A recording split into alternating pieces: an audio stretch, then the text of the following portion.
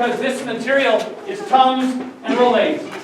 The evidence of an ancient seafloor, the only active ingredient of that antacid is this basic alkaline calcium-based product. That's why you eat it to make neutral.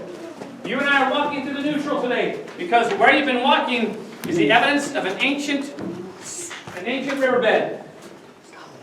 In the lower 48 states, Kentucky has a title. We have more miles of riverbeds than any other state. Of course, Alaska puts us to shame, but in the lower 48, most of the riverbeds of Kentucky are dry and they're underground. Now, the reason that we don't look like those other caves with all those wet, drippy things is because we used to look like in New Orleans, Louisiana, a long time ago. There's a freshwater river delta made of silica on top of this thing, capping our limestone, making us unlike most caves in the world. In fact, 95% of the world's caves are less than 7 miles of length. Beautifully decorated, but super short. Only 13 caves have been mapped by humans more than 100 miles. And they tell me this one tops the list. Because the fact that once water leaves these passageways high and dry, they are stable.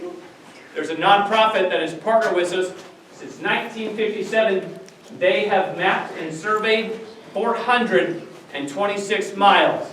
That's 688 kilometers. When the river outside cuts down, then water that's traveling from beyond the interstate, traveling to the hillside, has to likewise cut down. We've got a bunch of spider webs stacked on top of each other.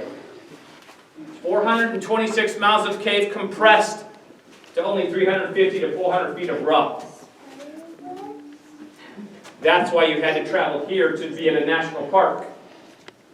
That's why you had to travel here to be in the longest mapped cave system in the world. So, grand, gloomy. I know we're about to do the last step down. Grand, so I don't know, gloomy might be peculiar, but let's go see it.